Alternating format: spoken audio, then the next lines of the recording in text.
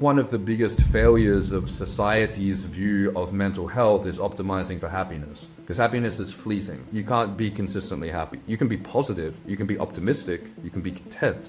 But being happy is the traits that I think are conducive for mental health that people should either work towards, or the traits that people have in common who have good mental health, is resiliency to stress. Having observed hundreds of men navigating physical, mental, emotional, and spiritual health, I wanted to ask you how you would identify genuine biomarkers of mental health and well-being. That is, what are the psychological benchmarks we should aim for, just as we aim for various markers of good physical health? Thousands of men, not hundreds of men. Well, your analysis is correct. But I think one of the biggest failures of society's view of mental health is optimizing for happiness. Because happiness is fleeting. You can't be consistently happy. You can be positive, you can be optimistic, you can be content. But being happy is it's fleeting.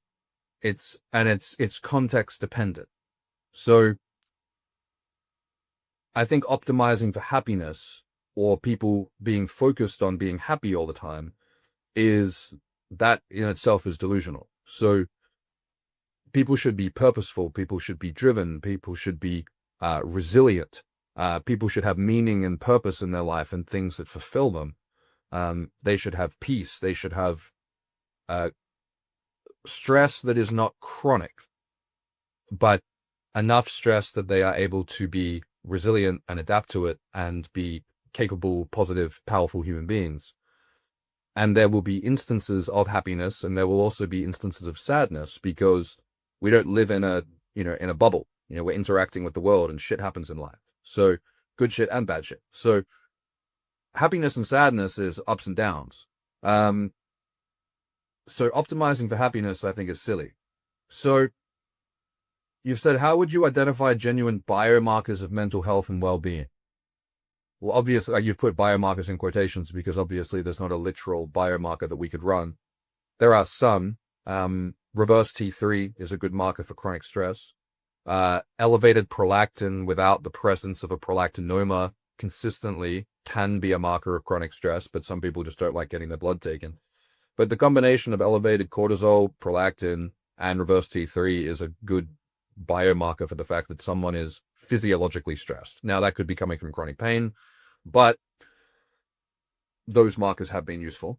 In terms of answering the question the way that you've intended it to be asked, the traits that I think are conducive for mental health that people should either work towards, or the traits that people have in common who have good mental health, is resiliency to stress. Because if you think about the human as an organism, resiliency to stress is the most important thing for mental and physical health. So resiliency to stress can be good cardiovascular fitness, building muscle, having good insulin sensitivity, having good mobility, being able to sprint, being able to stretch, being able to touch your toes. That's all stuff that creates physical resilience. From a mental resilience standpoint, having the ability to exert willpower, having the ability to focus your attention, having the ability to delay gratification, having the ability to set long-term goals and achieve them, having the ability to remove yourself from a situation emotionally and see it as the observer objectively, being able to empathize with other people. All of those things are very important, and generally people who can't do those things have their circumstances go to shit. Either people don't like them and they end up isolated and miserable because they become rejected from communities because they don't have community-oriented values, or they end up on a trajectory in life where their circumstances suck because they're not able to balance short-term, immediate, detrimental gratification or even hedonism against doing the things they need to do, not the things they want to do. But the other problem that people can have is they can get so caught up in their own head, and the survival mechanism of self-awareness can take over to the point that people end up becoming paralysis by analysis. They end up overanalyzing every aspect of everything, and they end up in such a stressed and hypervigilant state over their own thoughts that their physical health, their mental health, and their circumstances around them go to shit, because they're not able to regulate their thoughts and they're not able to rule their mind. They have their mind ruled out. So those are the things that people need to be working on. And those are all things that can be trained. But I think people just expect to be able to take an injection or take a pill or take the right supplement stack and have all that stuff just materialize and appear out of nowhere. And these things can help repair or change the foundation for how those behaviors or thoughts or processes occurred, but they won't actually fix the issue. So it takes work, but things need to be addressed holistically because humans are holistic beings. We are not a robot. We are not just a spiritual consciousness. We are the connection between the consciousness and the physical vessel. Like in the Silverback Summit speech I gave a couple of years ago, where I likened humans to the movie Cars, where we're a machine that's sentient and alive.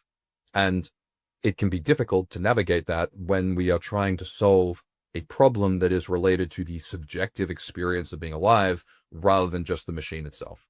And that's not easy, but it can be done.